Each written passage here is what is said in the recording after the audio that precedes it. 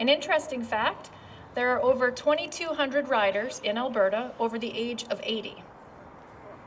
Over a 5-year period, over 3,200 motorcycles were involved in casualty collisions, and unfortunately that resulted in 163 fatalities and over 3,300 injuries. Very tragic.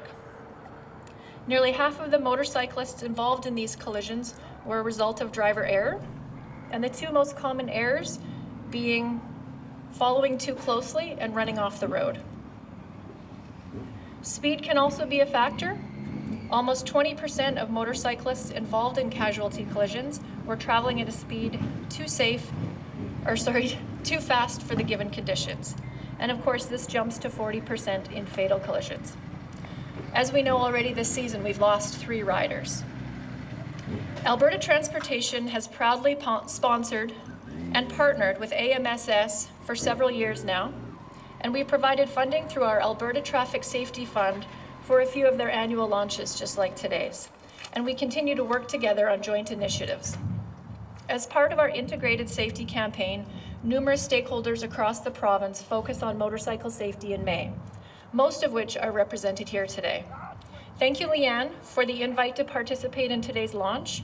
I appreciate the work our partners do in the interest of traffic safety and, more importantly, motorcycle safety. To the riders out there, ride smart, ride safe, and think bike. Thank you.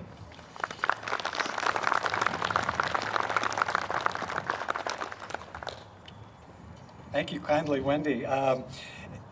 We felt it was important to have a first-hand account of what it's like to experience and survive a motorcycle collision. And we have I'm 29 currently, and I started riding back in 2009 and didn't have any incidences and no cutoffs or anything like that. And then April 1st in 2016, I ran into a situation where I had an individual pull out in front of me from a stop sign, which I impacted her rear wheel, got tossed off the bike quite high, number of somersaults, and landed on my back, and then bounced up and then landed on the median connecting the 2 roads on Baseline, where my right arm was dislocated and wrapped backwards around me, and the gas tank had broken my pelvis in 4 places and pulled my hips out kind of like a clamshell, which tore all my ligaments front and back. And I don't remember the accident itself. I had a pretty bad concussion, and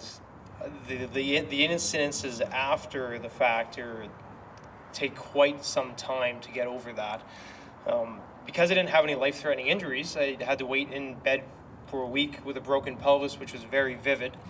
That's a lot of pain that stays for quite some time. I was in a wheelchair for 10 weeks, had to relearn how to walk.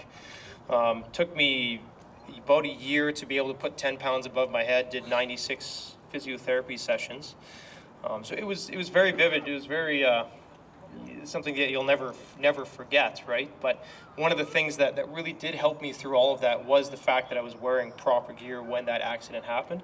I was wearing a Shoei GT Air helmet, which is on display over there, and the vest that's over there, as well as an Icon Field Armor vest that has the D3O material in it that is a soft gel. The vest that would have broken my back.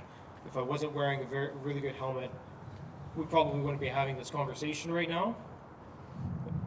It's very important that you do that. And same thing with riding. It's look well in front of you. You have to know if the person in front of you is going to hit the brakes before they.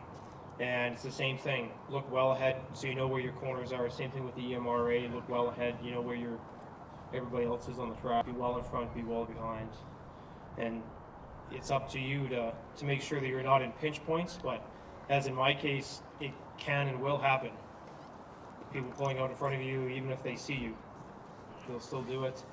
And you have to prepare for the worst. So wear your gear and make sure that you're prepared to get into an emergency situation and always